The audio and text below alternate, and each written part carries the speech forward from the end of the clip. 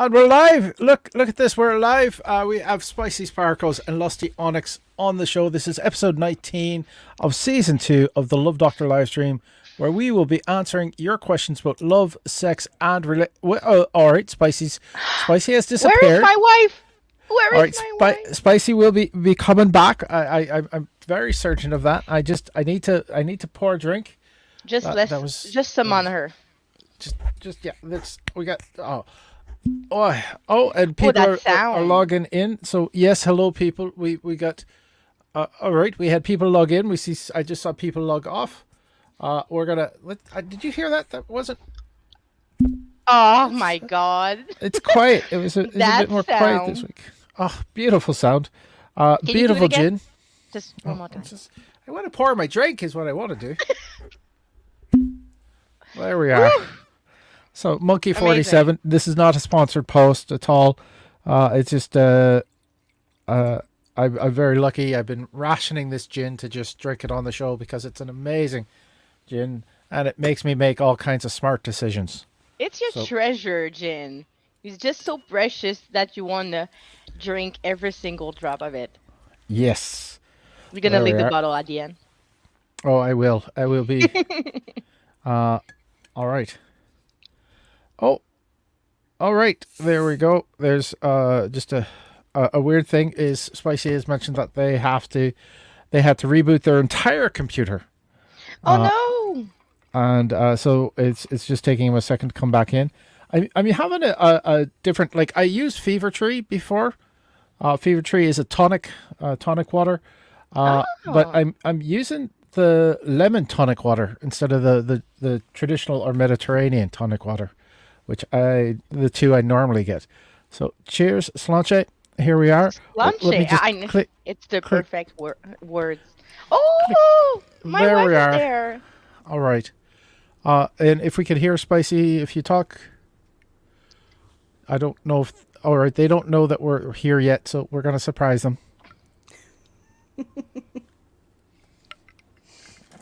All right, apparently we're not surprising them. Slanche.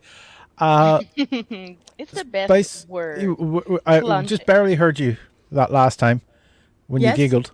Oh, wait, all right, good. Wait, we can hear you. All right. We are here to be answering people's questions about love, sex, and relationships. And we can play. Yay! and play, apparently, yes. We're going to be doing that. We'll be answering your questions about love, sex, and relationships. You can either ask them directly in chat. I want to say hi to the people who are watching. And if you want to ask anonymously, you can go to slido.com or sli.do. Both of them work. And the event code is TLD219. And that is how you can ask questions anonymously. But it's sometimes it's more fun if you actually put them in chat. So, it's more spicy. Yes. More spicy. All right. We got, oh my goodness, we got a lot of questions in here already. Ooh, so we will. That's a good thing. We will bring those up very shortly. And there we are. There's our questions. We're going to start with the bottom question. In a polyamorous relationship, how much partners is too much? How many partners is too much is how I'll interpret that. Lusty, you are in the hot seat, so you get a chance to answer that question first. So welcome, Lusty. Hey, welcome. See more people logging in. Say hi in the chat. Tell us where you're watching from. Hi, everybody. Don't be shy to ask questions. We like it. Oh, and additionally, you're going to have answers. Maybe who's going to help you in your hard decision, or you never know. So the question was, how much partners is what? Is too much in a polyamorous relationships. I mean, everybody have an agenda. If you cannot put everybody in, don't add other people. In polyamory relationship, you need to be able to manage your emotion, maybe your sexuality, depending on the relationship, but your time. So if you are not able to give enough energy to the person to respect their limits and needs, don't have another relationship in your big panel of your polycule because you're gonna maybe disappoint people or hurting people. Yeah, that's my answer. Good answer. And spicy. Yes, so I will not be the best to respond to that because I'm not polyamorous. But I think Lusty did pretty well on our response. Oh, your microphone is going up and down in volume. So I'm not sure. But you basically agreed with what Lusty has said. Yes. All right. My answer to that is as many partners that you can give the respect they deserve. That's kind of a shorthand answer. It's very similar to Lusty's answer, and I think we came to pretty much an agreement on that. So you want to make sure that you are giving your partners the respect that they deserve, and you are getting the respect that you deserve from them. And you know what? I something talking about respect. Let's do a bit of a throw out of respect right now. Happy Mother's Day. We Spicy's a mom, Lusty's a stepmom, and so happy Mother's Day to Spicy and happy Stepmother's Day to Lusty. Yay! You. Eventually, it's gonna be me, but it's all right. All right, Soon. What is? No, I'm not No, pregnant. not, Like eventually. not, but All right, that panicked look on your face was saying it maybe not that soon. All right. No, I mean it's short, moderate goal, so plan. So yeah, eventually mini Lusty. All right, and I hope everyone there is been has said Happy Mother's Day to their moms as well. So if you any mom questions, you can also throw them up here. The next question is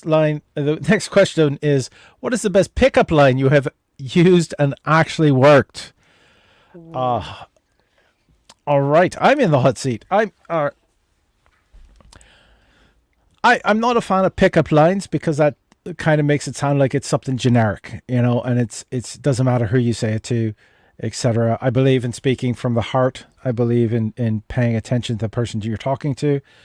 But historically, I was a young love doctor. My friends took me out for a pub crawl on my birthday, and I went to a pub that we got taken to a pub that my family had like bad history at. And it was like a place I always kind of avoided, but it was also famous for how lippy or rude the servers would be. And it was very famous. They actually had awards up on the wall for being rude to customers who come onto them, etc. And I was already intoxicated before we got there. We got there, and I don't fully remember this. But apparently what I had said was, I know you're going to be hit on by 1,000 jerks tonight. Can you just count me among them? And Wow. Okay. apparently I got the number of the server, which, hitting on servers is tacky to begin with. But I got their phone number, but I couldn't find it the next morning. And I only have my friend's words saying that actually happened. So I never went back to that bar. So I don't know if they're just sort of pissed that I never called. But that's the history there. Lusty.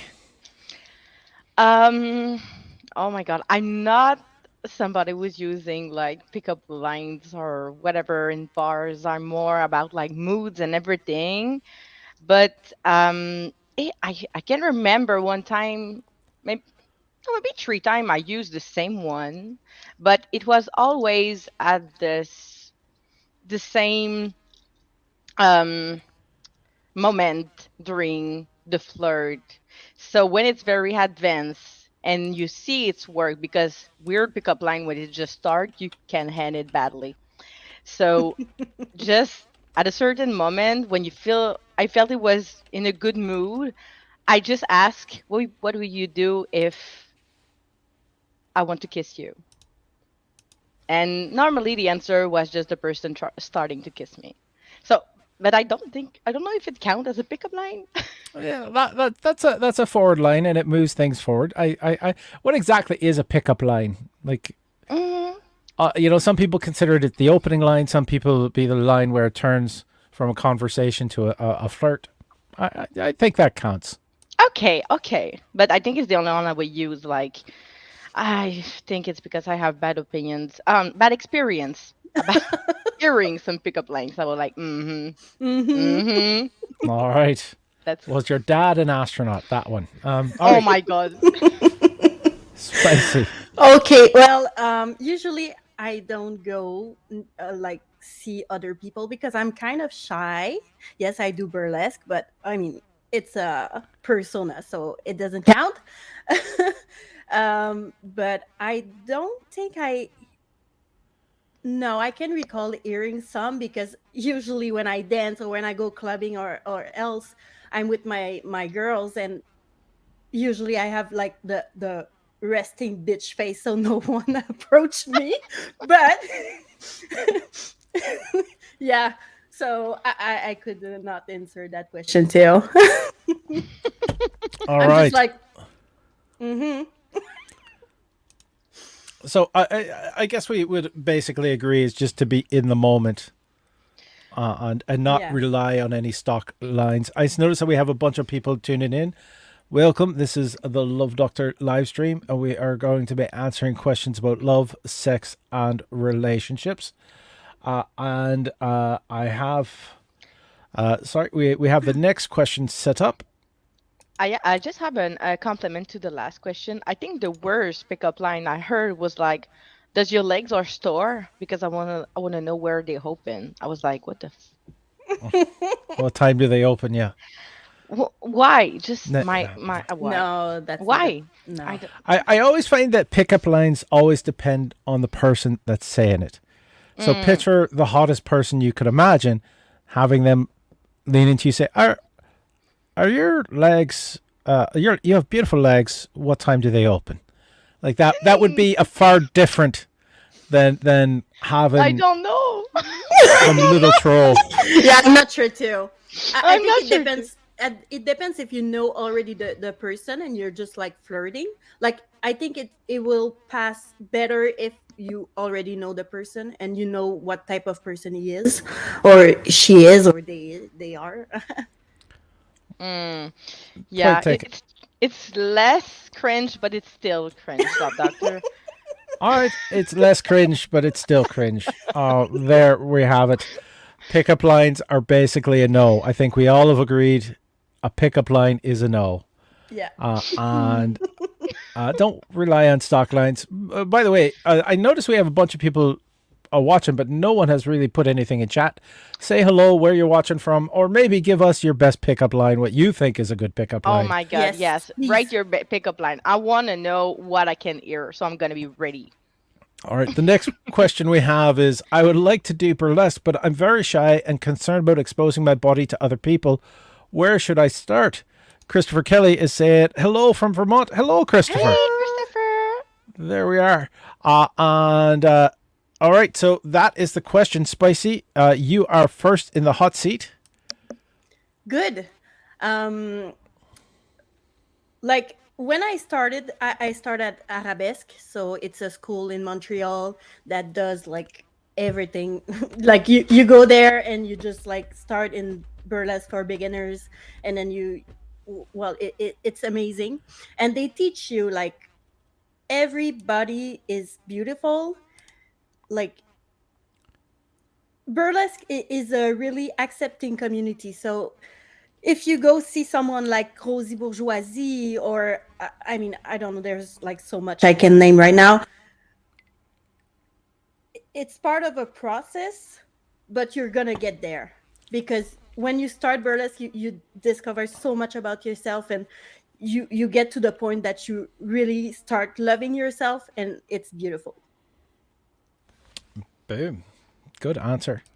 I just quickly wrote down the name for anyone that's interested. If you are in the Montreal area, Arabesque Burlesque School is probably the best, the most well-known school Yes. in Montreal for teaching burlesque, and they take anyone who has a desire to do it, men, women, others as well.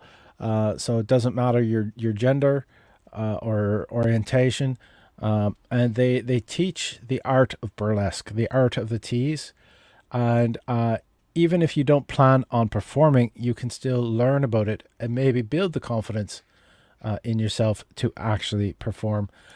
Christopher Kelly saying, best pickup line, do you fall in love at first sight? No? Okay, I'll come see you tomorrow. Or just take a walk around the bar and come back. So there we Wow. are. But look how cute Christopher is in that picture. Yes, Yeah, so he it is would probably gorgeous. Yes. it would work a little bit better Christopher. coming from Christopher. And Lusty, your answer to the question.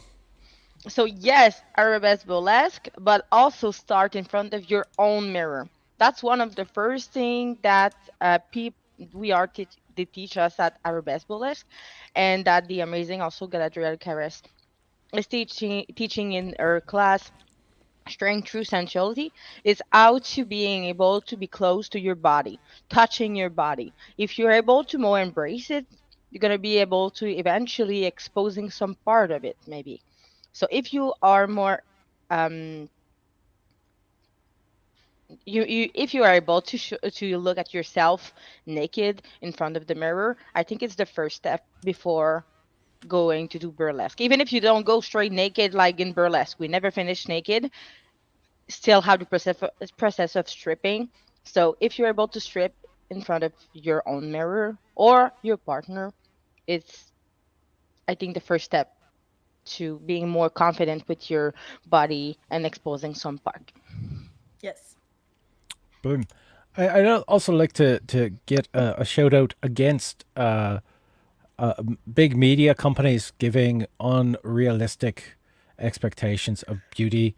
God, yes. There's no Photoshop Should we talk filter about you it? can Because use. Well, there's no Photoshop filter that you can use in real life. I don't think we need to expand that. I mean, there's a lot of things that a lot of different people find attractive, and there's no one mold, and somebody should tell Hollywood that. Indeed. So there we are. like you said, boom. Boom. All right, ice cream and sex, yes or no? And Lusty, you are in the hot seat. If you okay, I have my personal experience and I have like the common fact. If you want to use any kind of food, yes, if now we are talking about ice cream, I think. Yes. If it's ice cream, you need to clean before, you need to clean after, you need to be sure that nobody is like lactose intolerant or allergic to other stuff who can be in the ice cream. But if you do it, if you clean, if you watch yourself, I think it's possible. Never put any food inside your body if it's ice cream or liquidish, and that it could cause an infection. My personal advice, it's everybody's different. It can work with somebody and can cause major problem. And I'm not talking about stickiness. I'm talking about it can be painful or after. And I'm not a fan of it, about ice cream, but it's possible in the fact if you watch out your steps. Boom. Spicy. Yes. Put a towel. It's gonna be great. All right. I think Lusty covered a lot of things. It's something else that's not for me, but I also, anything that's sugary near the vulva and vagina, that is a recipe for a yeast infection. So cleaning is very necessary. I'm not against messier sex, but I kind of like it to be fluids that are brought in naturally. I'm gonna be embarrassed by saying that, but just saying, you know, Yeah. that's the point. But for men too, next to I think in English it's urethra. Yeah, the urethra. as It can well. be dangerous for men too. Like nothing's supposed to That's go in except if you're in the hospital and you have issues. Yeah. catheter. Yeah, So I mean, like there are. It's sugar is the big worry. yes, And you exactly. mentioned the lactose intolerance, Hmm. but like there's a fetish for sounding as well, which would be it's usually done with a stainless steel. Most sounding Yeah. objects are stainless steel. There was you know what I learned about this from watching Saturday Night Live. There was a gentleman sent to the hospital because he had a double A battery Oh stuck in wow. his urethra. I So mean, I heard worse. I saw worse by accident. So I By don't know if accident. by accident. I mean, do you know the platform Omegle? Oh yeah. I was young one day. I was around 18 years old, just hoping home he go. And the first thing I saw was a man with a screwdriver inside his urethra. And I was like, my face was like, and my question, I just wrote a question was, does it hurt? And then the person just next me. And yeah, so it could be worse. mhm. I'm sure nurses have seen Oh incredible stuff. yes, I would agree. Now we Christopher is saying personal suggestion: mints in the mouth are a good time. They are, but again, it's with the sugar. You need to make sure that you wash. The I used to have fun with the Listerine mint strips, like the Oh like yeah. put that on the tongue before doing a little bit of the tongue action down below, and then just getting that taste on there, and then just doing a blow, just Yeah. like Mm. across the clitoris. But again, cleaning afterwards very very important because there is sugar in Hmm. that. There is Uh, products who exist who are sugar free for doing that. You can mm, find them in a lot of online or physical sex stores. And Yep. so if you those products are made for that, there is lipstick were made for that. There is cream were made for that. So if you're putting something where it's not made for that, you can put somebody at risk. It's your choice. exactly. All right. And I just have to just a second. What's oh no, that's not what I wanted to do.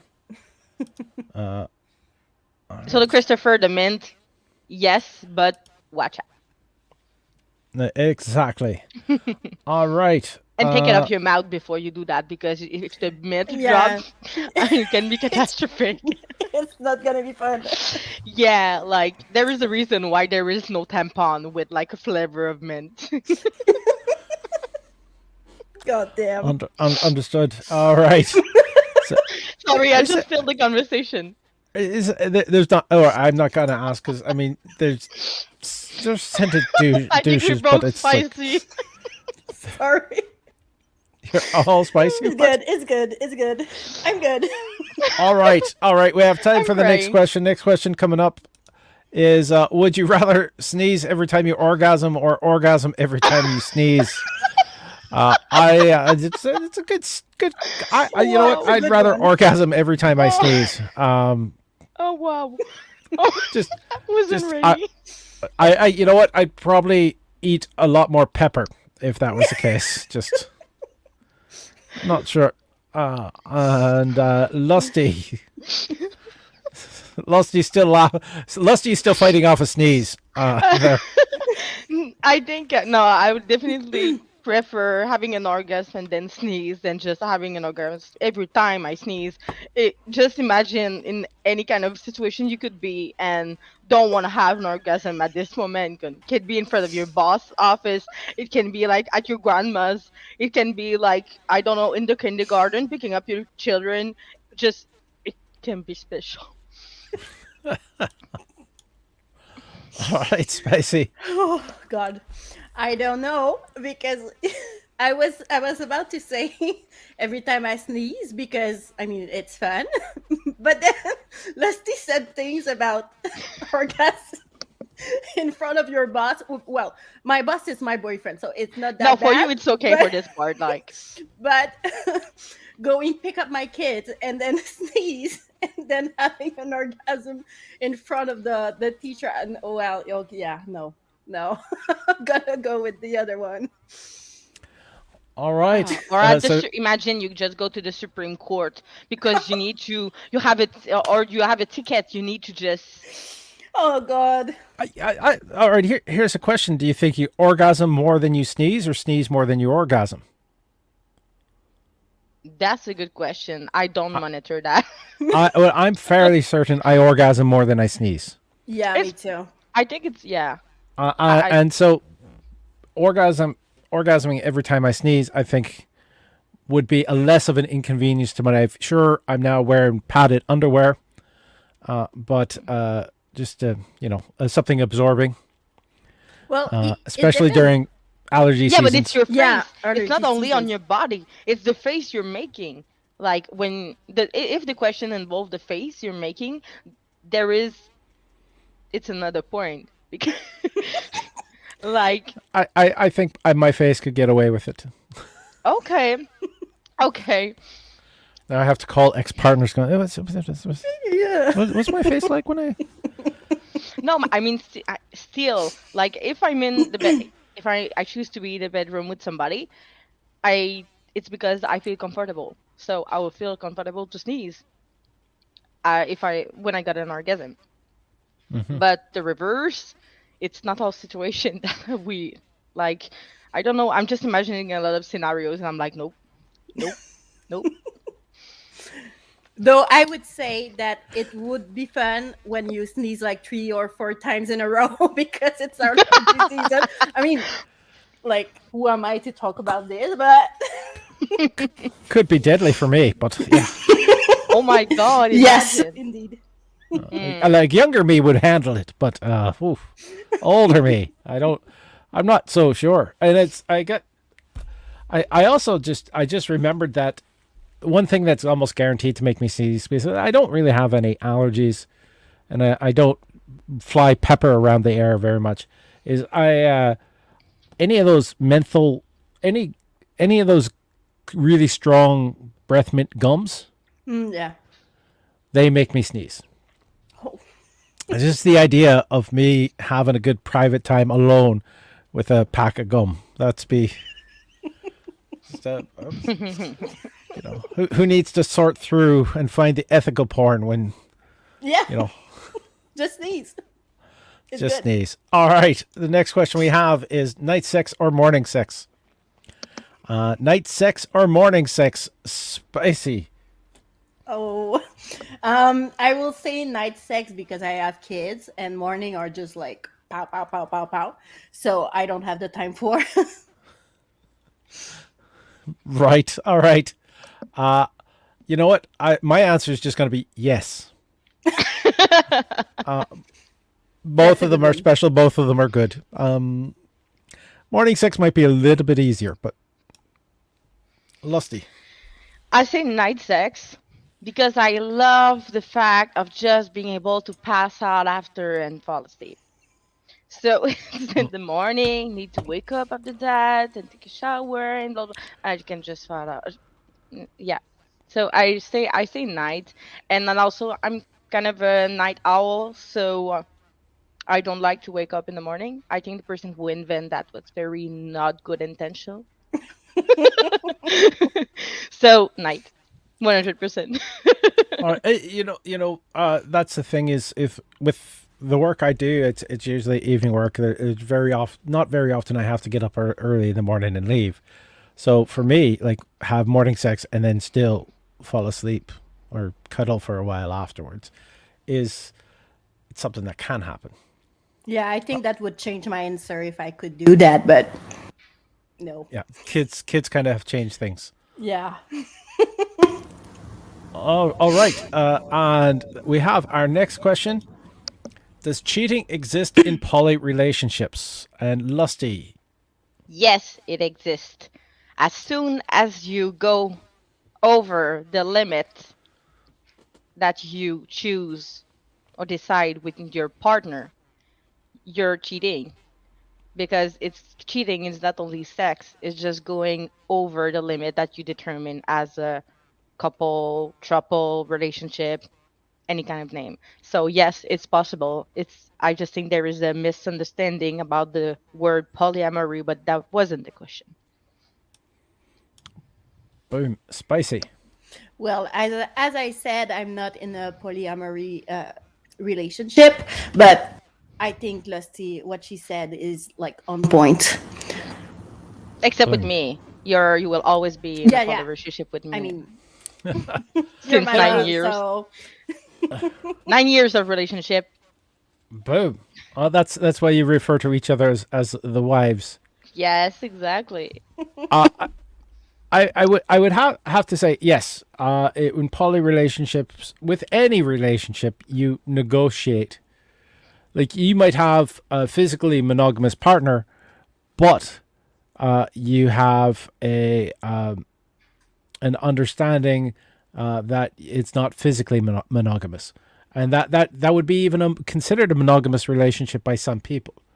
So it's what you negotiate in your relationship as the boundaries is what is acceptable, and when it's not hit something that's not acceptable, that is cheating.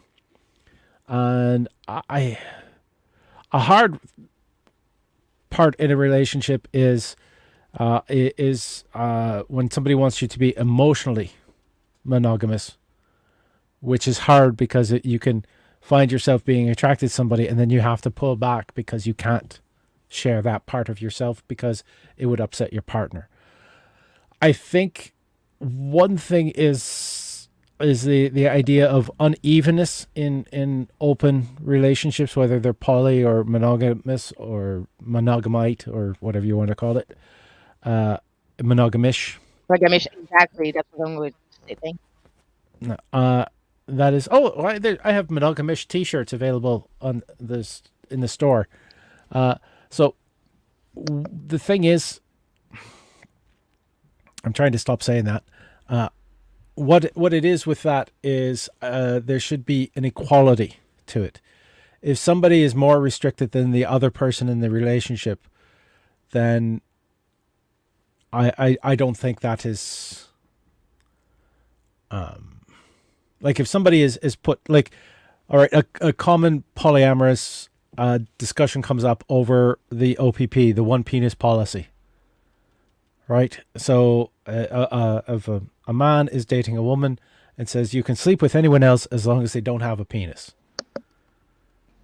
that is kind of putting Ridiculous. restriction and is unfair, unless of course the woman is not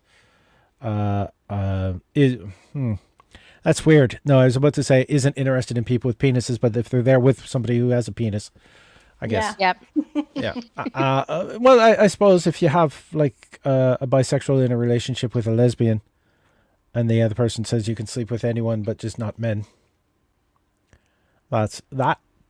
I mean, again. But why saying it? Well, that's just it. Why say it? It's an unfair restriction that happens, and it's common for. It's not. It's usually it's a common complaint I hear about people who are trying to navigate polyamory, and it's you got to think about what's fair for everybody. And if you love somebody, then you're going to treat them fairly. Yes, yes, and yes. Mm-hmm. All right. Our next question. Is it normal that I get emotionally mad about the fact my partner needs to masturbate 4 times a day? And I'm in the hot seat. That sounds like there's an ownership kind of aspect to it. It is a little weird to find out to be upset with their self-pleasuring if they are still sharing time with you, and like if you have a lower libido and they satisfy you and then they have to deal with their higher libido, are you more comfortable with them masturbating or them finding another partner? And if you are not comfortable with them having another partner, then maybe you should count like the fact that they are not cheating on you. They are only masturbating. Now, if they're neglecting you to masturbate, that would give you a reason to sort of feel that it is unfair. Lusty. Um, you can always feel emotionally affect, but if it's being mad, I think there is something you never talk with your partner. Um, like the love doctor said, if the person is giving you the attention you ask, but they had other needs over yours, it's their right to pleasure themselves. But if it's triggered you, yes, you can talk about that. But the first, you need to understand their needs. Not only saying, but it made me mad. No, just listen to your partners and their needs. Because if you just want to stop the person to do what they need, it's a big problem. It's a lack of respect. Nicely said. Spicy. Well, as you said, the love doctor, oh, my daughter is up. Sorry. As you said, I'm just. Com- yeah, as you said. All right. I'm gonna go see on my daughter. I'm coming back. Sorry. Happy Mother's Day! Happy Mother's Day. All right. There is, there's something that you mentioned that I'd like to also expand upon. Something I failed to mention is communication. And Lusty, you made a good point. Make sure you are listening to them, not just telling them your complaints. And communication involves listening. Yeah, because at that point you are two. You are two-person different with different needs, with different limit. If you don't communicate, it would end at a point, and or somebody's gonna get hurt in the process. Or if there's something that is bothering you and you decide to suppress it, then you're going to build up resentment, which is going to further damage the relationship and possibly damage it beyond the ability for communication to repair. Yes, and it's gonna come back. Like this need's gonna come back. Like it's not just the need, but then like it could be something else that they do that triggers a fight, and then you'll throw that in their face, and they weren't even aware that that was a problem.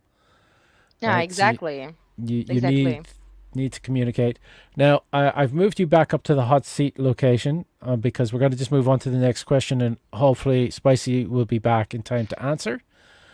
This question is, did you ever have the fantasy to have sex with your boss? Let's put that question out to the audience as well. Did you ever have a fantasy about a boss? And Lusty. My actual boss? No, at all. Never. I will never have a fantasy about my own boss. I think for me there is a barrier, a professional barrier, and that's the same thing in burlesque. I never have tried to have or let having a relationship with a producer, just because I think it's important for the professional collaboration. So for me, it's the same thing. For a fantasy, no, I will never have. Never with my boss. Ew, no, no, no. I'm just imagining the face. No. All right. I'm currently considered legally an independent contractor, but I had jobs in the past where I found supervisors attractive, but it's not something that I'd be willing to pursue, because anytime that you have a workplace relationship, it's automatically a threesome with this person called HR who is not very giving. So I would say a fantasy, fantasy could be about anyone, be it a movie star or whatever. As long as it lives in your head, it should be okay. But if you act on it in person, or have the chance to act on it in person, you have to look at the ethical connotations thereof. And speaking as a producer, though I work with very attractive people in the burlesque industry, Thank you. I can't. You're welcome. Wow. You're welcome. For the community. It's not. It wouldn't be productive. It would be actually considered predatory if I did start dating or hitting on other performers. Spicy. Yes, I guess the question was, would you sleep with your boss or something like that? The question is, did you Fantasy. ever have a fantasy to have sex with your boss? Well, my boss is my boyfriend. So Every day. you live the fantasy. Yeah, I do. Boom. All right. I see new people have been joining us. There is no welcome, HR. No, there's no. welcome to the show. This is the Love Doctor Livestream. We are answering questions about love, sex, and relationship. Running along on the bottom there is go to slido.com or slide.do. Either one works. And the event code is TLD219. And you can ask questions anonymously, or you could just ask them in the chat. Say hi in the chat. Let us know where you're watching from. And we have the next question. How do you maintain a strong relationship when you can't see each other every week? Oh, this is hard. But spicy. I mean, your boss is... I think there's a chance you might be seeing this person too much, but go ahead. What is your thoughts on this question? I do see him too much.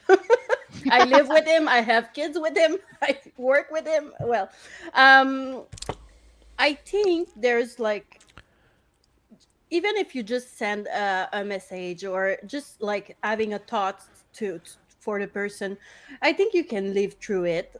I know it's hard because, well, I'm not sure I could. Well, right now I'm not sure. He could move in I don't know, in another town and just like live through it, because I have like so much. I have, like I said, my job, my kids, the house, everything.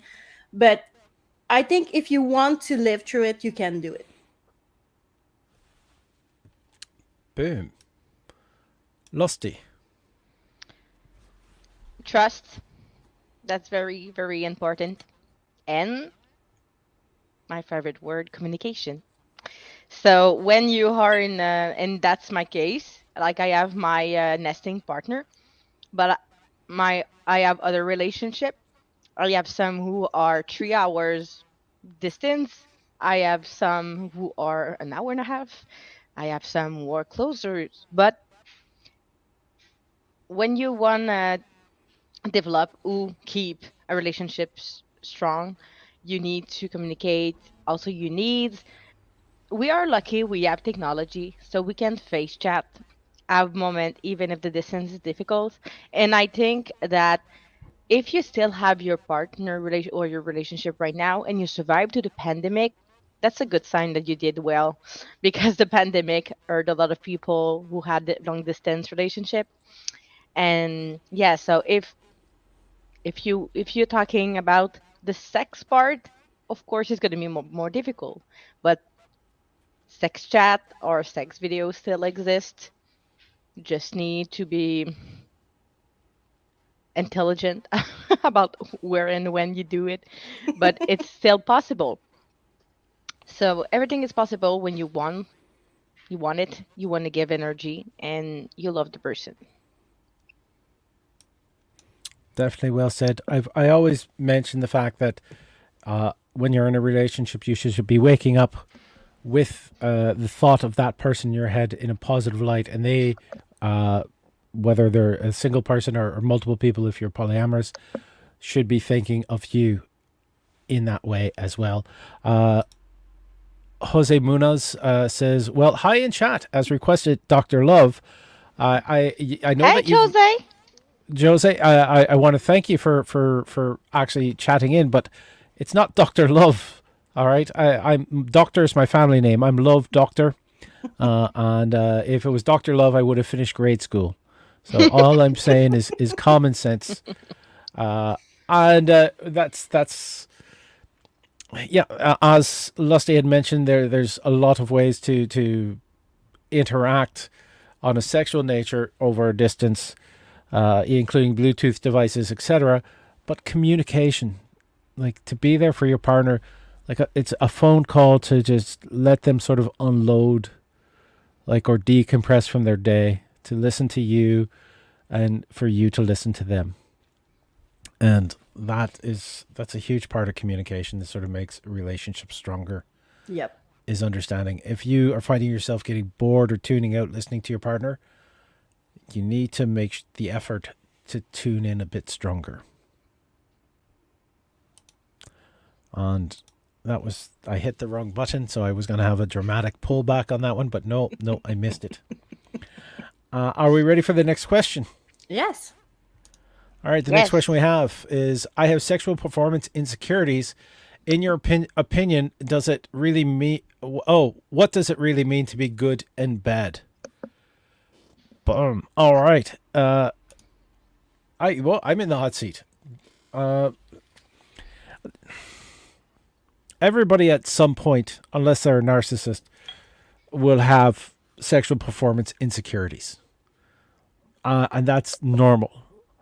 The fact that your partner wants to have sex with you again is kind of proof that you're wrong. All right? Because they enjoyed the experience.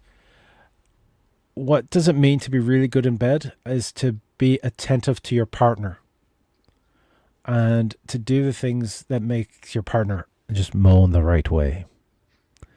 And I think that's important. You have to listen to them, and hopefully they are giving you the same level of respect. So whether you're treating each other's fantasies, or if you're just making sure that you're passionate and present while you are sharing sex with each other, then that is the most important thing. And yes, I say sharing sex. I don't say having sex. Spicy. It's okay. Well, I was about to say listening to your partners, because they don't, like, if you have more than one, they don't have the same kinks, they don't like the same things, so it can be a little more tricky. But it really depends on the person. And if you listen and you do, like, don't do what you think they're gonna like, but actually do what they like, it's gonna be a good sex. Boom. Lusty. Exactly. You need to listen to the needs of your partner. Of course, always do something that you are comfortable to do. Yeah. And now I'm just gonna copy a sentence that you always say, the love doctor. If they like it, do it again. And again. And again. Boom. I should have a quote book made up. Yes. Yes. I was surprised you didn't say it this time. I was like, will you say it? I sort of said. I thought oh well. It was in my head when I was talking. Not everything in my head I'm comes out. sure. I'm sure. All right, and we have the next one. It's a rather specific question, but I think we should treat it in the hypothetical. Is how would you respond if a couple approached you to be their third? And Lusty, you are in the hot seat. First, do I know you? What's up? Like, I suppose that you know those person because they just say, "Hey, you're cute. Do you want to be our third?" No, okay. No. You need to have a good relationship with not one, but the two person involved in the couple. Need to have a good chemistry with both of them. If it's only one way with one of the partner, like the answer is gonna be no, because you're gonna make somebody uncomfortable. And if they are not comfortable to only have a relationship in one way, so one of the partner, it's not gonna be possible.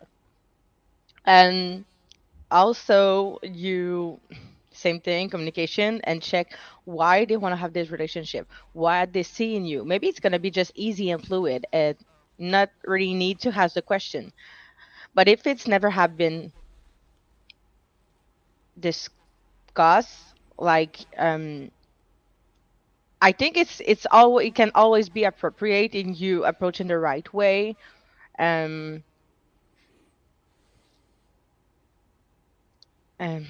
yeah, you really need to know the person a lot for asking that. You need to have strong bounds with Yes. everybody. Boom. I took that question slightly different because I didn't assume that they were asking me to be part of a throuple. It would be like the third for an evening. Say if you're out at a bar and you're approached by a couple. for that, I'd have to say I have to be attracted to both people in the couple. You can have a threesome with two people only interested in the third, but that person better be a good multitasker. Yeah. Because they're going to be getting the bulk of the attention of the night. And nothing's sadder than seeing someone sitting to the side of, somebody else fucking when it was supposed to be a threesome. Been there, done that. It's sad. It is sad. It's very sad. Yeah. And you're like, is it my turn? Yeah, exactly. So take the time to find out how you feel about them, and if that's the case. And I was looking at it as a pickup thing, not a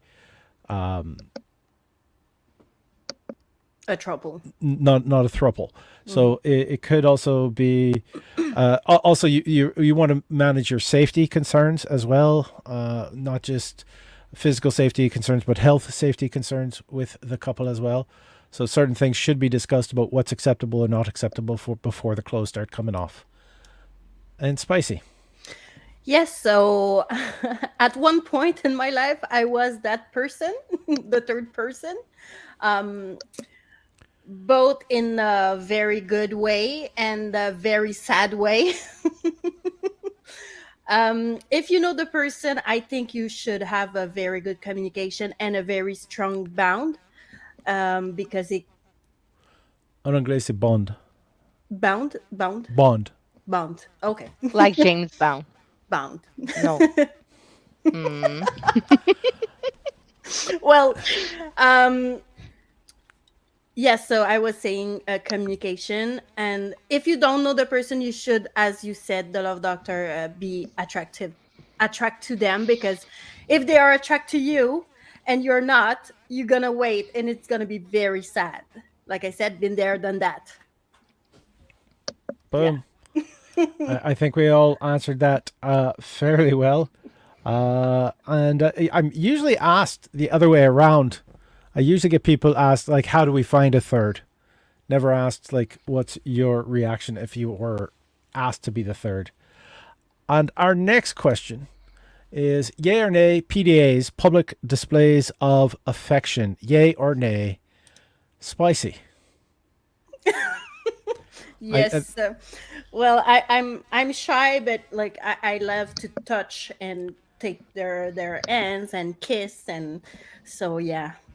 I'm that kind of person. Sorry. Lusty. Don't be sorry. Spicy. I think I am. I think there is a. Do I interpret it wrong? Like a display of affection is only affection, or we are talking about sexuality? It's only affection. Yeah. Well, it's not sex, but a makeout session. Okay. Could be considered a public display of affection. So I say yes. If it's not like how can I say? If it's in like no nudity, you just need to. I think we just need to respect like the civil code, also not be in trouble. But if you are slick and you have the possibility to do stuff, it's late, you're in a very dark road or something, like do what you want. So, come on. How are you defining slick? I never mind. Just like okay. You're like under the okay, I table. can say undercover. You can do very subtle. Doesn't work That's with my me. definition of being slick. All right. Is there another definition that I don't know, and I'm just making a fool of myself right now? No. It's just if a woman who's aroused and somebody puts their hand in their pants, it could be described as a slick. Oh, okay. Oh, I didn't know. No, my definition was like if you're very subtle. Slick is like slippery as well. Oh, It's as a texture thing. So I think we say that more in French because we're like, oh, Yes, maybe that. But yeah, but for if it's not sexual and it's only affection, like 100%, like I'm a big giver. I like to show, I like to tell, I'm not able to have a partner who um is not able to tell me some stuff and compliment or giving affection in exchange too. So I think it's very important for the sexuality, just being sure to not be caught because it can be expensive. But that almost sounded like it was from experience. Uh, I, A I, little I, bit. I'm going to say One also time. a yay for public displays of affection in appropriate circumstances. Because, I mean, it's great just off the dance floor to be grinding with your partner against the wall, kissing and hands roaming over the clothing. Uh, that's fantastic. That's, kind of expected in a nightclub setting. Doing it at grandma's funeral over the coffin oh might wow. be considered a little déclassé by the rest of the family. A little? A A little. little. It depends on the family. It So, like sneezing and having an orgasm. well, the thing is that's a bit more private. If you don't have the big face. Whereas, I hope it was an acting. what? I, that I was hope it was an acting face. that was an acting face. I didn't Yeah. actually have an orgasm at that point in time. Yeah, because you Uh, didn't sneeze, so you didn't get one. Yeah, yes. it goes together now. All right. No. The next question we have is jealousy healthy? Is jealousy healthy? There we are. I'm in the hot seat. Jealousy is an emotion. Emotions. It's not so much whether or not jealousy is healthy, but the reason why and what you do with that emotion. Like anger can be a good emotion, but what you do with it can determine whether it's good or bad. Same with jealousy. Whether or not if you are in an open relationship or polyamorous or whatever nature, then you have to set boundaries. If you're not happy with those boundaries and it's making you jealous, then you need to talk with your partner again with communication. But there's also a flip side emotion to that is compersion, where you're actually happy that your partner is receiving pleasure even though it's elsewhere. Spicy. Well, as you said, I think jealousy is a very complex emotion because it comes with a lot of things. It's not like joy or I don't know, angry or um but I think it's not that healthy. I mean, you can stop. Well, I will speak for me because I know Lusty is not like that. But like, I know I can't stop being jealous over some things, even if I work on them, because there's like other things that comes with it. But I think you can work on the fact that you can have jealousy, but it's still healthy. I don't know if it makes sense, but I think you can, like, for me, it brings like insecurities. So if I work on my insecurities, I work on my jealousy too. So yeah. Boom. Well said. And Lusty. I'll say, is it LT? No. Is it valid? Yes.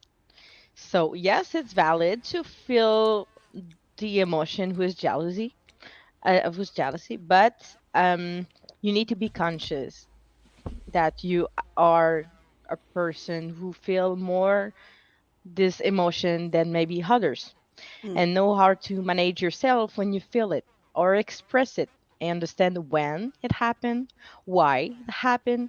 Is there circumstance that give you more jealousy? Is there some action who help you more managing it easily? And if it's always the same trigger, you have your you're Answer. gonna have, yeah, you have your answer of what is happening, so you can work with that. Even if you are in monogamy, how are we going to say monogamish, monogamous relationship or polyamory relationship or in between, um, jealousy exists. It's human emotion, so it's it can become bad and not healthy if you don't want to work on it or hide it or express it too much and don't want to listen to your partner after that. Boom. Boom. And yeah, I think that sort of agrees with what I was saying about the fact of how you deal with the jealousy is determines whether or not it's healthy. Mm-hmm. I have dated somebody in the past who would fly off the handle, thinking I had done things with other people when I had not. And that I would consider to be an unhealthy use of jealousy. All right, we're ready for the next question. Yes. Yes. Is it healthy, or a lot of health questions tonight, is it healthy to compare your sexual performance to porn movies? Is it healthy to compare your sexual performance to porn movies? Lusty, you're in the hot seat, so you get to answer this first. No, it's not. Obviously, it's not. Okay, I'm gonna give you the best example of that. Do you see in porn movie the moment when you're taking off your panties and struggling to take off your socks then? Do you see in porn movies the part when you're searching your cell phone at the end? Do you see the part in movies where they take off the condom, try to make a knot in that, and put it in the garbage? Do you? I don't know. Do you see the pillow talk? So I say no because yes, you can see some like position who can be interesting to try. You can see some movement or feeling or object you want to try if they are using sex toys, but don't take the movie porn movie as example in your sex life, because first you're going to be disappointed because you don't know like trust me, you don't know how much takes they need to do to get to this final result, and how many person it took, and the energy that have been spent. So if you always want to have that kind of sex, just go be a porn actor. You're gonna have the experience, but maybe you're gonna stress your partner if you want to reach that, or stress yourself and not accomplish a great sexual experience. Boom. A lot of porn documentaries will mention the fact that a lot of porn actors say they do not enjoy their work. And it's sort of like, do you enjoy your job that you're doing every day? A lot of people do not. It's also, it's not fair to compare your sexual performance to porn movies. It's about as fair, sorry, to maybe compare your track and field abilities to the Olympics, because these are people who've trained, maybe have special effects, etc., to actually attain what they're doing, and you probably don't have that ability. One of the worst things that I think is people who have watched anal sex porn and decide that that is the speed and that they God. need to go to, Oh my god, please because don't. No. that could be damaging. All right. Oh So, my god. so please do not compare yourself with sexual performances. Like, just like you don't compare with your ability to go into space with Superman's. Like, they're unreal expectations. Spend the time with your partner, paying attention to your partner. That's always my advice. Giving the Spicy. presents. Yes. So no, really don't do that. There's like editing in that. There's like they pause. They like no. You don't want that. Maybe you can watch some and just like took the things you find interesting, but like first you're gonna be disappointed, like Leslie said, and your partner gonna be disappointed too, and it's not gonna be fun. So no, don't do it. No, you can have messy sex though. And dirty sex, though, that's fun, but yeah, no. Yeah, definitely say sex should be play. Yeah, Yeah. like Yeah. they never But bring a towel. No, they They don't go at the bathroom after. the cramps. Oh my god, I got a cramps. Need to change position or something. It never happened. Just No. imagine, because it would be a turn off to watch. Like, Yeah. oh, they got a cramps, but I'm have you ever jerking. watched porn bloopers? They are Oh, it would fantastic. be cake. I think it would be cake. All I right. I want to see that. Yeah, I'm gonna go check on that after. With the music of Star Wars. All right. Cantina. Should we risk to have sex with our best friend or not? Can it break a deep friendship? Spicy, you get to answer this Can you first. answer first, Love Dexter? Why the two of you are laughing away? Well, Are I the think- two of you best friends? Is that what you're? All right, I'll take it. I'll take it first. Yeah, go. Like, as long as you have clear communication about expectations, and you are open about the feels that you do have, then yes, you can have sex with your best friend. Can it break a deep friendship? If it's handled incorrectly, yes. But it could also lead to something much more profound. So that's my answer with that. You should only risk it if you know what you're going into and having that discussion.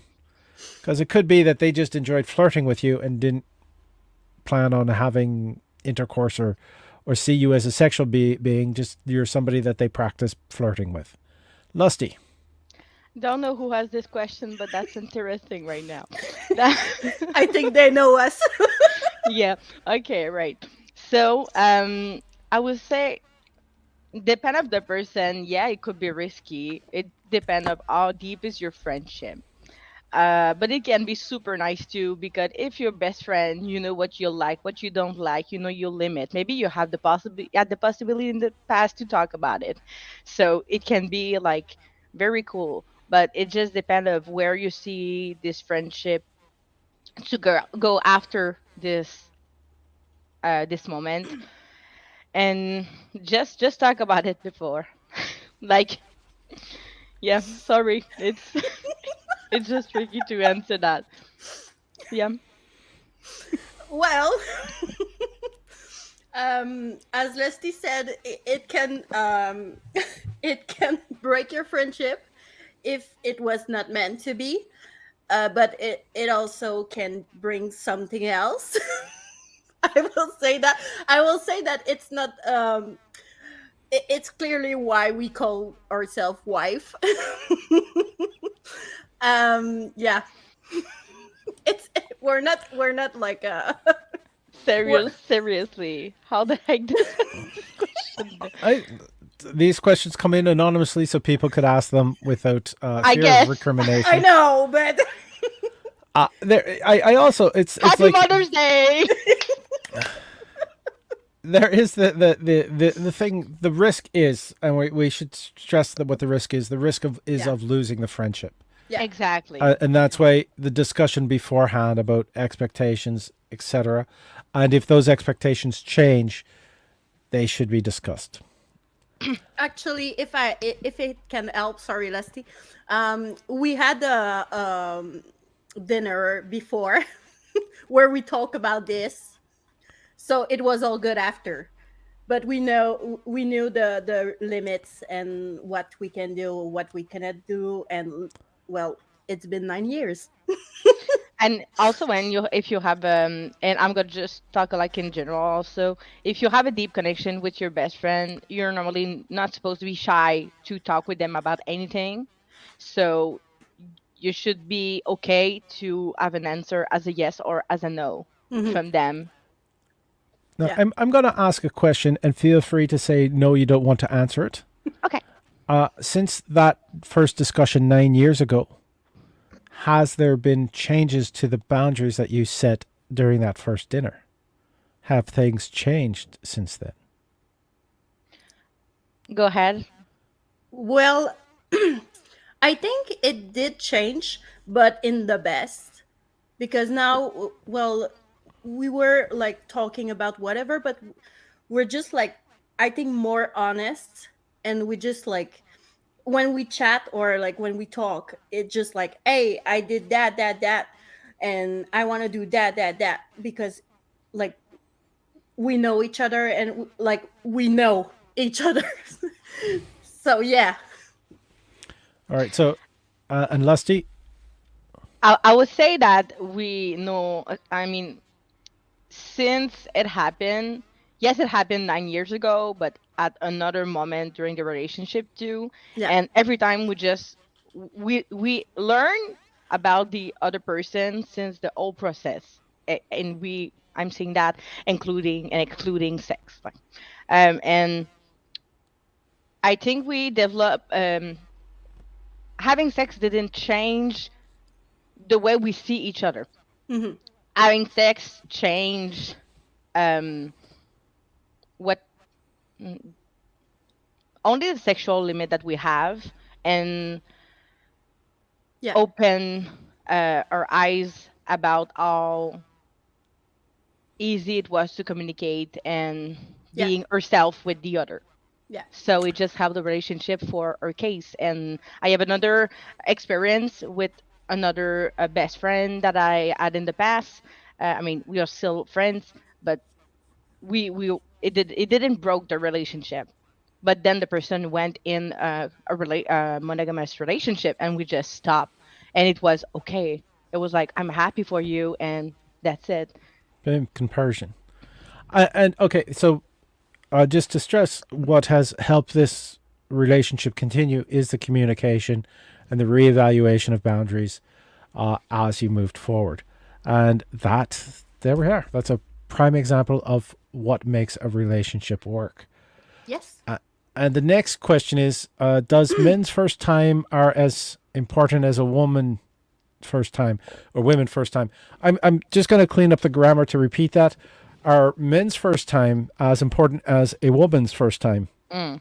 Mm-hmm. And Spicy, you are in the hot seat. Do you believe that? Yes, it is, because I remember my first time I was really nervous, and I was just like, oh, I don't think I can do that, and we stopped because it was just like so much at the moment.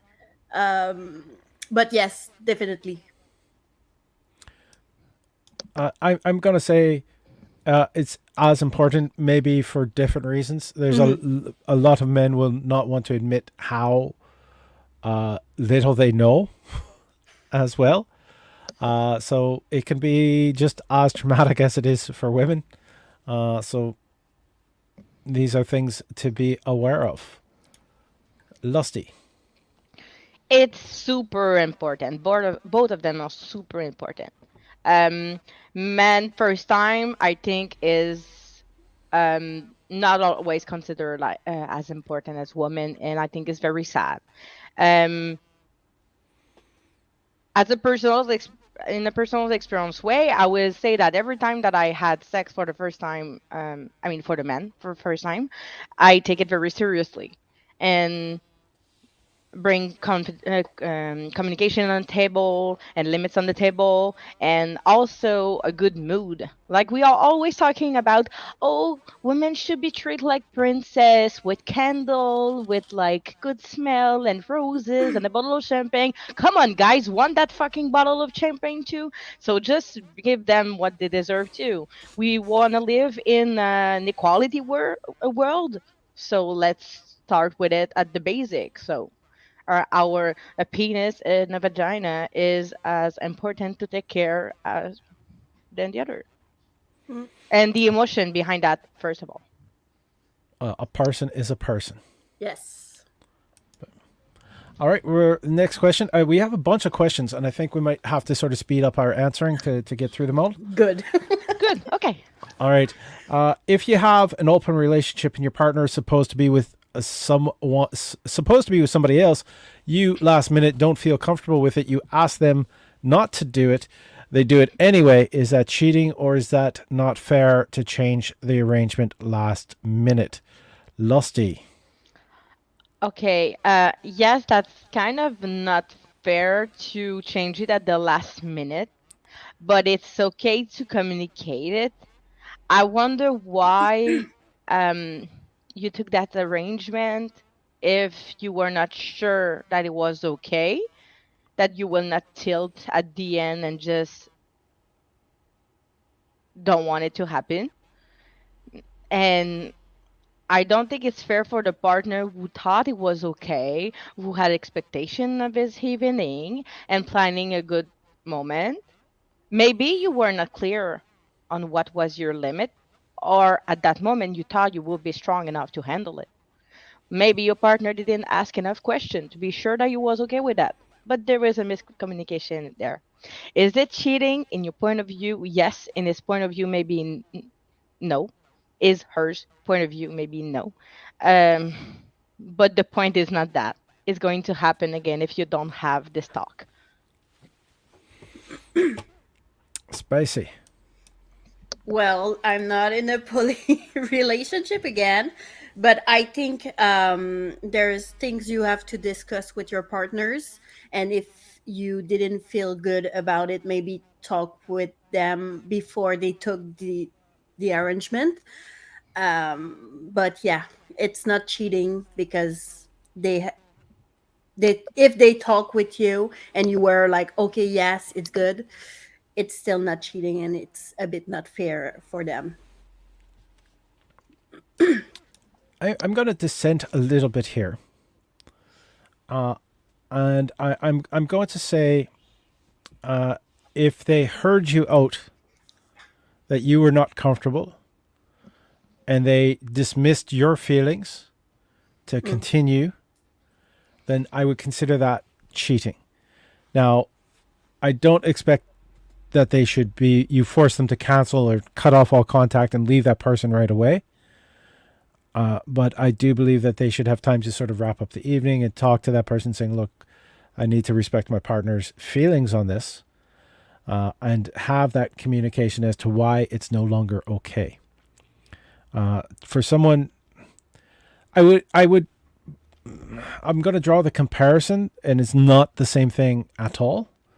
But if I agreed to have sex with someone, and then as we got closer to it all, and I changed my mind and said, no, actually, I don't want to, and they continued to do it, then that's a crime. And if you're not respecting your partner, then I don't think what you're doing is healthy in the relationship to actually move through. I don't think it's very respectful to your partner to change your mind as they're going on it. And we need to look also at what the balance is on the relationship. This could be like the person who's a demisexual who's dating somebody who's polyamorous. So they only want to have the one partner, but that partner wants to have multiple partners. And because they so love that partner, they say okay to it. And then when time comes and their partner's going out to act on it, then they feel uncomfortable. And I think the fact that they went through with it, or, they do it anyway, as it's written in the question, they're showing a disrespect to the partner who's not out with somebody that night. So again, I believe it's communication and showing your partners the respect they deserve. Communication is always the key. Yes. Always a key. And including to the person who is the extra in this relationship, they should be understanding. If they're not understanding, then they're not even respecting the partner that's with them as well. So again, I believe that it's important. All right, that's my take. Any discussion or any kickback on what I said because it was different than what the two of you said? Well, I think there's there's things that are missing in the question, so it depends on the point of view. What's written there. Yeah, I know, but it depends on the point of view and what have been said, and so it's kind of difficult to answer that and being just like that's it. Exactly, and that's why I did mention that if it's an unbalanced thing, like if you had been out with a partner the previous night and they didn't say anything, like a lot of this. I was in one relationship where I was dating several people, but one relationship in particular, I felt that the person was not comfortable with it, but Mm. they wanted to be with me. And I realized that I was hurting them by being with others. And so I ended that relationship because I didn't find it was fair to them to continue that. Even though they were saying they were fine with it, you can tell when somebody is trying to put on a brave face to something. Yes. So you need to have those honest discussions. All right, ready for the next question? Yes. Yes. I'm afraid to try anal, but it's my partner's fantasy. What should I do? Peg him. No, sorry, that was a bit of a joke answer. I guess. Still, it's a good answer. Yeah, educate. Like learn about it, because there's many. I've got plenty of videos online where I've answered that question about like how do you prepare, etc. What do you look for?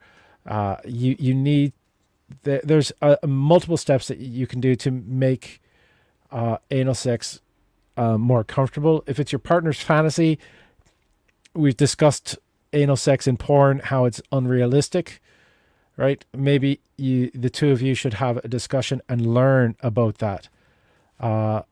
And that's it. Wendy Bonbons is saying yes, do it with consent. Peg him. Yes, Wendy. There we are, and that's a fair trade-off. Like, if you are in an equal power relationship, then anything that they want to do to you, you should be allowed to do to them, and that Sure. should be an understanding that's in there. So there's my 2 cents on that. Lusty. As not a big fan of anal, I would say you need to, if you don't want to do it, don't do it. If you really don't want to do it, just don't do it. If you're curious about how it can feel, try it on your own body first. With your own body, with your own toys, with the right lube. There is a plenty of sex store which exist to that. A plenty of online sex shop will give you the opportunity to have safe toys to try it, or maybe just small butt plugs, very small, just to try. If your fingers it triggered you, just it's maybe not your cup of tea. But if you want to try and you just need to be sure that you're doing it for yourself and not only your partner, because it can be traumatizing. Um, and then go with the right lube and a lot of respect and being gentle. Gentle. It's not a fucking robot action multifunction, and no, this is normally a one way. So if you're going you're going there, just understand that there is vein, that there is possibility of blood. Sorry, it's possible. So you need to be very, very gentle before going forward. Spicy. So, as Lusty said, if you don't want to do it, don't do it, because you won't be able to relax. And relaxing is the fucking first thing you have to do, because it won't go. Also, there's lube at the sex shop for that. Please use that, because if you use your water lube for your sex toys, it won't work first. And there's also there's like a product, I had that it helps to relax your muscles, so it can go easier, and it worked because I tried it. And I'm not a big fan. But it worked. And be gentle too, because if it don't go well the first time, you won't do it again. And it can be fun, but yeah, discuss. I do want to point out that there's numbing agent type products that are not good because they don't let you know when you're being hurt.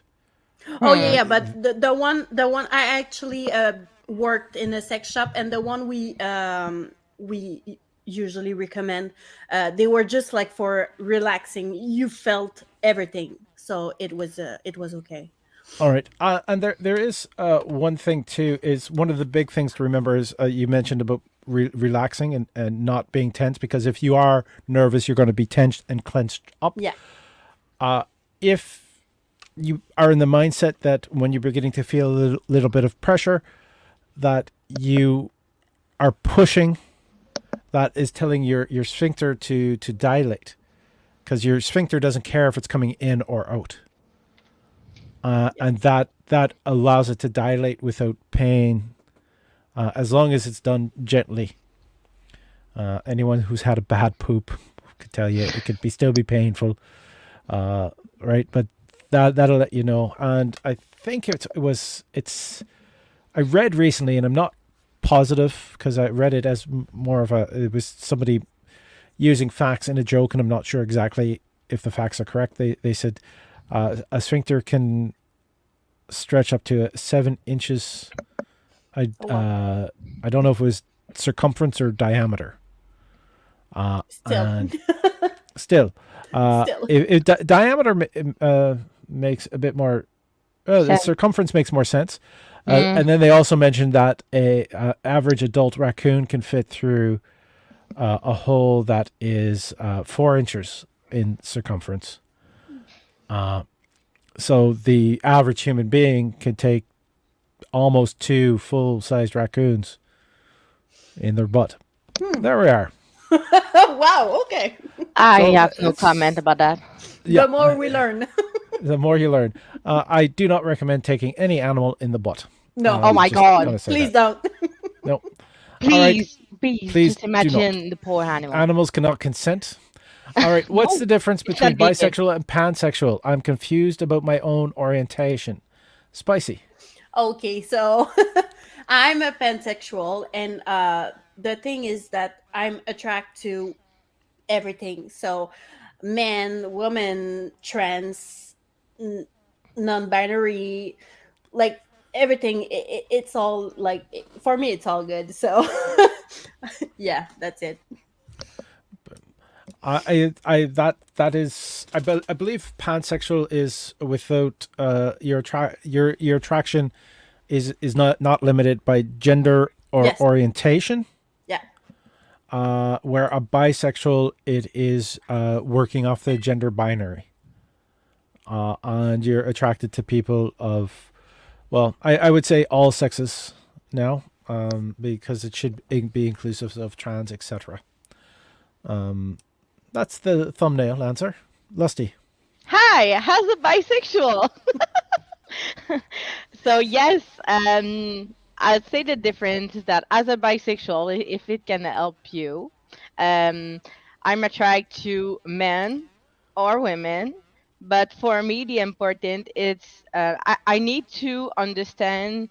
I need to be sure what's the sexuality of the person. If the person is not sure if they are a man or a woman, like sometimes I'm personally confused. I just need to know. So I can be open to people, and maybe it's just me. I can be open to people who switch from man or woman, but it need to be clear. If I always need to ask or the person don't tell me, sometimes I can be confused. So I just want to respect the gender of the person. But if you're a man or woman, I just want to be sure. You can be in transition, but it's gonna be determined for me to be comfortable. Yeah, but that's my vision. Maybe. I do want to say that was a good question, because a lot of these terms are used with not a lot of people getting the chance to hear the explanations. Yes. And which do you prefer between short, intense sexual intercourse or longer but less intense? And Lusty, this is a question about what we prefer, so it's not so much. Yeah, it's still difficult to answer because both are nice. It just depends of your mood. But I will say longer, because you can build the tension and connection. And we talk about tension building in burlesque performance. I think that in sexuality, this is very, very, very arousing. Babe, nice answer. Spicy. Short and intense. So how are you two compatible? All right. Because we complete each other. That's the reason, the Love Doctor. All right. I'm going to say yes to that question. Because I like, a longer, like cuddling, slower, building up to something intense and frenetic. Frenetic doesn't sound like a sexy word, but I'm trying to Well, consider it as sexy. And our next question, are you into... All right, they spelled fury, but I believe they meant furry. furry, yeah. Furry. Where can I find a furry butt plug? Because Okay. a fury butt plug. Is he angry? That's kind of funny. That's I like a very angry butt plug. Does it have spikes? Yeah. No. Sorry, maybe we shouldn't laugh. Like it's maybe. I suppose. Look, whoever wrote this, like, there's the space before the question mark, so I assume that they are English is not their first language, and I apologize, but it was a great. It's a great mistype, and they look so similar. Just furry has 2 R's. Just that the furry butt plug looks scary. Yeah. I the furious. All right. Okay. Let's get serious now. I'm not into furry. I know that there's several places online where you can get butt plugs with tail attachments, and I imagine there's some of the sex stores here in Montreal as well, or whichever city you're in. If it does have a well-stocked sex club, it probably does a sex store, sex shop. That's what they're called. Yes, sex shop. All right. See, my English sucks as well. Lusty. No, I'm not into furry. Not furry. Okay. I'm not into that. But yes, online definitively. Pink Cherry is one of the Canadian good place to buy sex toys, and also, I would say Boutique Taboo. Not that I want to plug my sponsor, but if you want to have something and you don't pay the shipping, you can wrote Onyx with Majuscule and receive your stuff without shipping cost. And you can get there is so many butt plugs available and on other website. But yeah, Pink Cherry also is a good Canadian company. Yes. Boom. And Spicy. Yeah, so me also, I'm not into furry, but I know... But you have the ears. It's cute, though. But there's I know there's butt plugs that have the tails, and there's ears that comes with it. So I mean, yeah. Boom. Boom. All right. And we're ready for the next question. Before we jump to the next question, I'm just going to change the little banner that's running on the bottom. This show survives based off of the donations of the people watching, and I want to thank everyone out there who's watching, and I understand that not everyone can donate. If you can donate, though, there's a link tree that's running just underneath Lusty right now, and that has a link tree is linktr dot. Now they're going to just be looking at your boobs. You realize that? Yeah. I need to follow the text. So it is linktr.ee/Paul Ash. That's my manager. Anything that's donated in the next 24 hours will be split among the 3 performers that you're seeing on stage here. And it goes towards such things as, my share goes towards the things of paying for the setup, the use of Slido, and the use of StreamYard, which is how we are broadcasting. So if you can't afford, press like. It means so much to a small channel like this.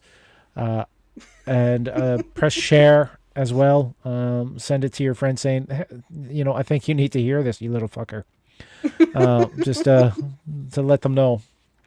All right. And shipping is very, very, very, very sexy.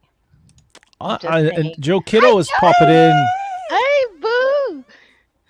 There it is. They were there. They were there last week, I think. 2 weeks ago. 2 weeks ago. 2 weeks. 2 weeks ago. I think, was it? No, was it last week or two? I think it was last week.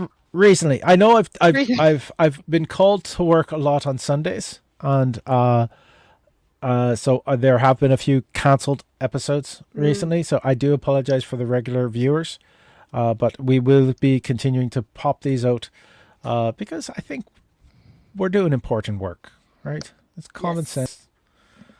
It's cool And for people to have the opportunity to ask questions anonymously. I don't like to say this word. Anonymously. without anyone knowing who they are, how you could say that. Exactly. In It's secret. the French. It's the French. In secret. All right, in secret. All right. Also, okay. I just probably said in sugar or something, or fake sugar. All right. Is it safe to do a sex tape with your partner? And first person to answer that is Spicy. Well, it should. If it's your partner, it should be. Yes, it should be. If it's not, well, it's very sad, and maybe you have to talk with them and maybe think about your relationship, because I assume you don't want to be with partners you're not safe to be with. So yeah.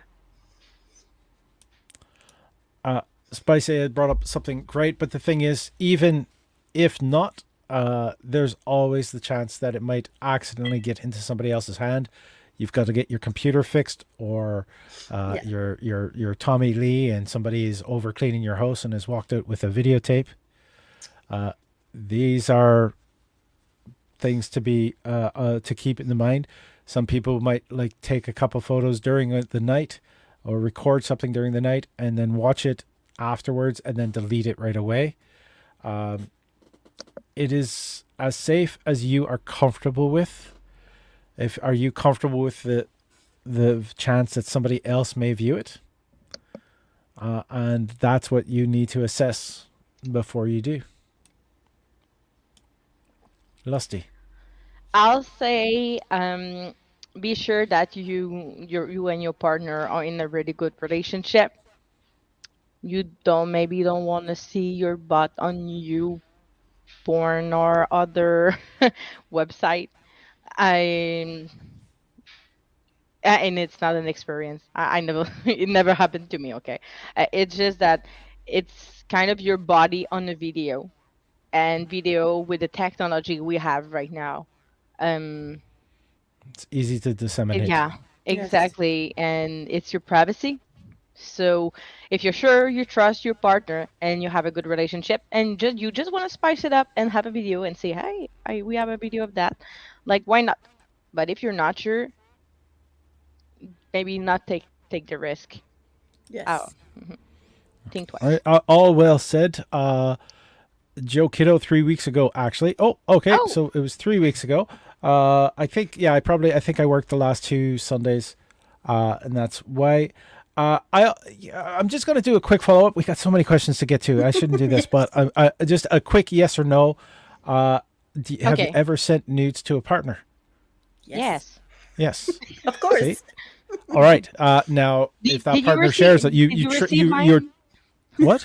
Oh, I was talking. Yes, I did. See mine this morning. No, it's a joke. All right. Happy Mother's Day. Happy Mother's Day. Next question that we have.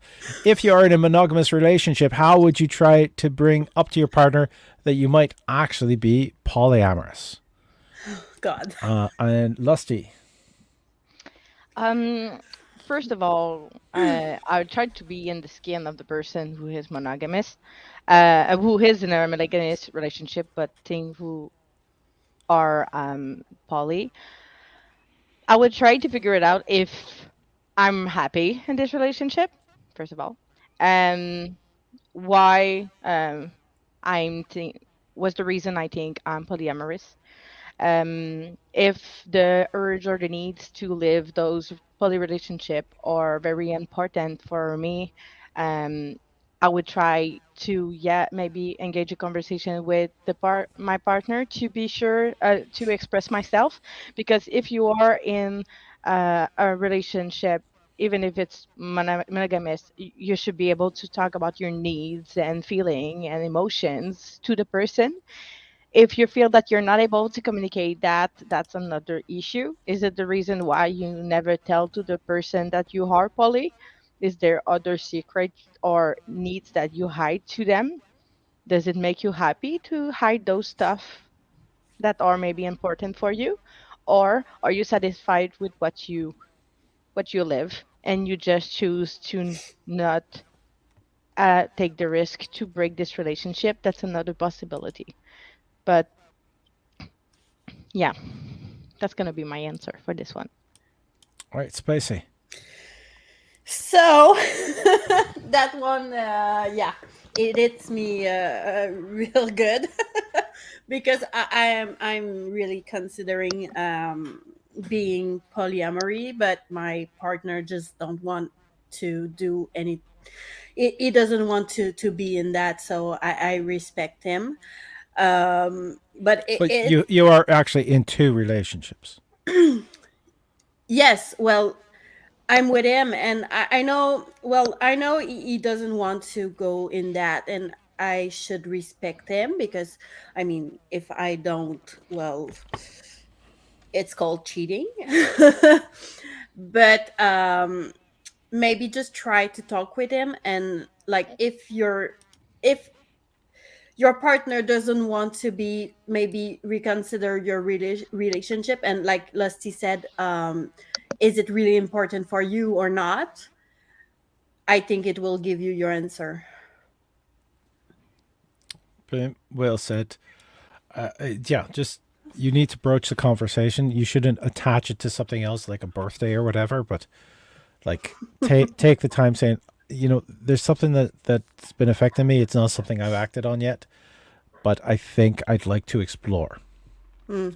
Right? First off, assure them that you still care very much about them, and it has nothing to do with how you feel about them. And then sort of say that, give a definition of what polyamory is. That it is the ability to be in love with multiple people at the same time. Mm-hmm. And and then explain what your desires are with it, and then ask for their opinions. If they get angry, give them time to cool. Don't get angry back.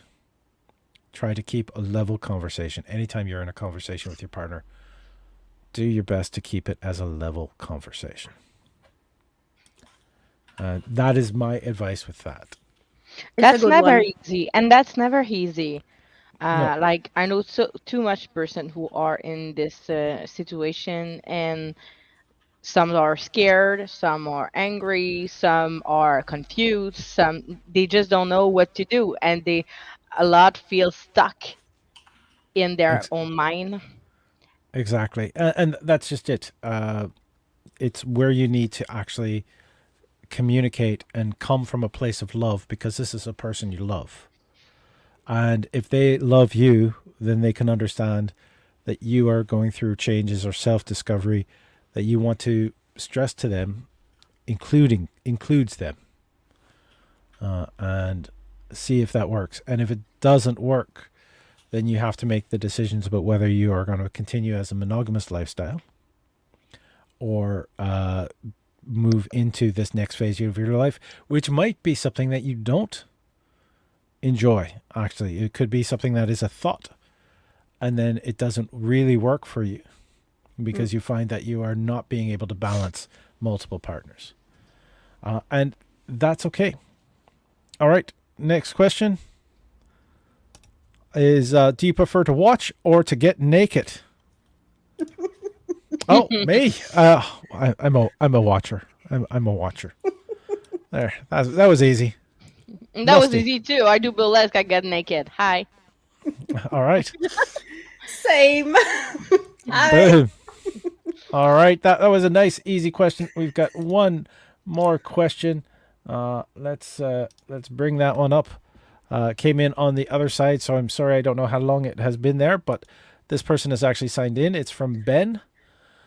What is your thought about BDSM? Oh, boy, that's not an easy question. No, that's not. But we will try That's a large to answer it as question. quickly as possible because we're already like 15 minutes longer than we normally would be. Oh God. Okay. I love it. I think you should try it at least once in your life, and it's really fun. Boom. All right. I'm there. All right. BDSM is bondage, discipline, sadomasochism. I believe. Yeah. Yes. All right. Yes. I think I heard a different use of these things. BDSM are usually all linked together, but they don't necessarily have to be.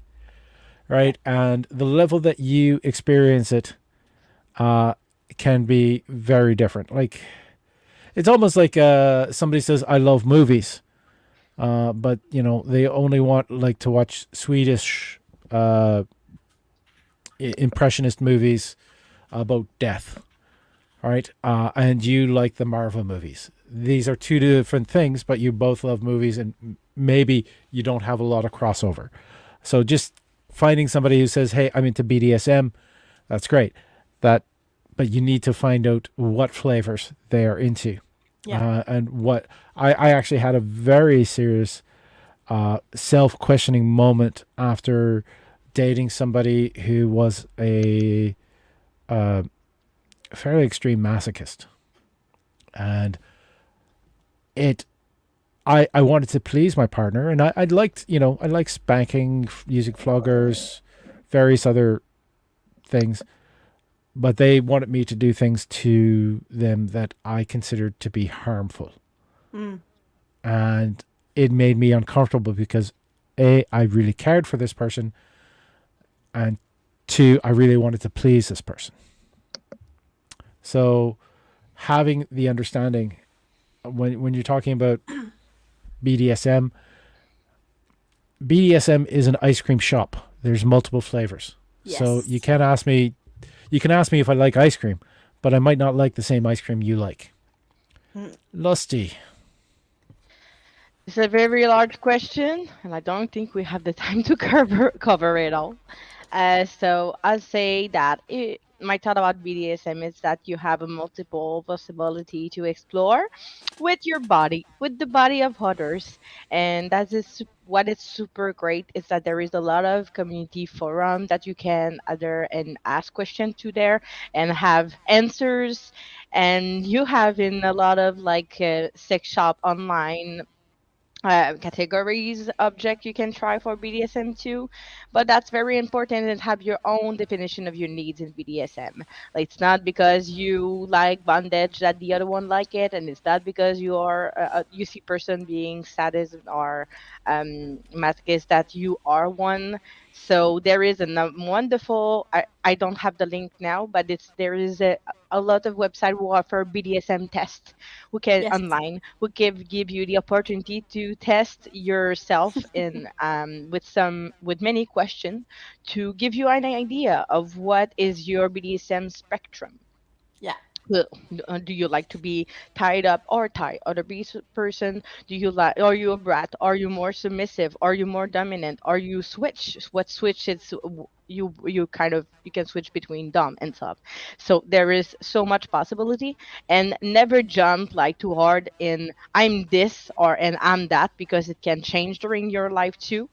And don't try things that you never researched before because you can hurt yourself or hurt somebody else Yes. without wanting it. So Yes. it's BDSM is amazing community, and you can have so much to explore, and I just encourage you to try stuff with your and respect your limit. Step by step is safety. But I wanted to add because I had a separate thought while looking at the question is what is your thought about BDSM being the actual question? And I do want to think of I don't there are people that think BDSM is a mental disorder. I don't think it is. yeah, there are Sorry, my face was like. And mine too. Sorry, yeah, cannot. no, but there are people who believe anything other than sex for procreation is a mental disorder, right? Indeed. So, Yeah, Oh, that's fair. okay. so I think the spectrum of BDSM is very broad. Yeah. Finding out what you like and finding a partner who likes the same things can be difficult. And don't let anyone else tell you what it is you like. Yes. Right? Like you, as Lusty mentioned, don't say I'm just this because it can change over time. It's also some of the boundaries on those boxes are fluid. Like Yeah. they move, like how masochistic somebody is or how dominant somebody is can from one person's definition to another can be different. Yes. So you need to have that communication and you need to educate yourself before trying a lot of things because you don't want to injure yourself or someone else, as Lusty had said. So yes, it's a very broad question. Yeah, there's so much levels, and like you can go soft and very hard, and yeah, it's a. The It was a good spectrum. question. Yeah, it was a good question. It's a It spectrum, yeah. It changed. Like the BSM test recommend to retest yourself every 6 months because Yeah. it can change.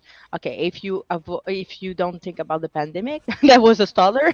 But if you think about even that, it can be not a staller. Yeah. I'm The the sorry the because you can evolve with your nesting partner, for example, or the, yourself. the last time we do it, it changed for me. So Yeah. we do those kind of tests together. So all right. We got one more question, but before we go, again, I want to stress that if you care to donate to the show, keep it going. The link tree is there, so it's linktr.ee/Paul Ash. That also has the link to the Love Doctor's Instagram as well is on there. And I want to thank the lovely guests I've had tonight. LustyOnyx.burlesque on Instagram. LustyOnyx.burlesque on Instagram, spelled all the usual ways. I just put the capitals in there just to make it easier for people to read on the screen. And at spicy.sparkles on Instagram. yes. So spicy sparkles on spicy.sparkles on Instagram. Have been our two guests, and we have one final question. Thank you for you too, the Love Doctor, for having us there today, Yes. even if sometimes it's cringy. All right. I mean, you took a guess having us together tonight. Do you regret it? Do you regret it? It has worked. Does burlesque audience? Okay. The final question we have here: Oh, wow. Oh, does burlesque audience can be weird or too much sometimes? And the first person to answer that is going to be Lusty. sometimes, but I would just say that there is new stuff who are happening in the burlesque show now, and we call that go-go dancing. Go-go dancers are people for the burlesque community who are person who dance to get money on their body or on a bucket if you're shy to put them on their clothes. Yes. It can be weird when somebody can try to just give you a little fluffy movement of the hand on your thigh, on your ass, or whatever. There's a majority of the cabaret take care to explain well that they don't agree that it's or like Mama Frenchie said, it's not gonna be possible. Possible. Possible, exactly. So it can be the audience can some people can be cringy, but it never happened in the wiggle room. They take care of that. But on some stage, other cabaret warn you about that. It's possible. What is cringe also is after a show, an audience member who go talk to you too much about, hey, what are you doing after? Can you tell me more about you? When can I see you? You're like, um, if they're asking me where is the next place I perform, it will be a pleasure to tell the person. But when they ask for personal question, that's where it's getting weird because like there is somebody behind the performer, and there is me, and you're triggering me. So I'll say yes, it's possible, but majority of audience are very respectful. It's not the same community as stripper, even if we are coming from the same roots. Boom, spicy. So, if I talk about the wiggle room, usually people that go there knows burlesque and knows what you can do and what you can actually not do. So usually there's not much cringe, too much audience members. Um, but I think it's more of a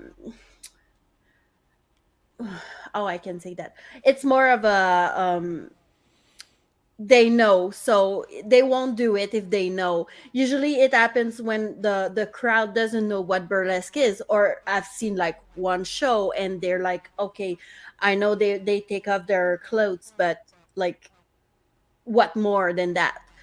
um but usually we have a good crowd, and they know what they're going for, and they know that we take our clothes off, but after, when we go backstage, we need to take up the tape we have, and the the glitter and the makeup and the everything that's not glamorous. So yeah, I think the audience can be cringe, but mostly they won't, because they know what they're going for.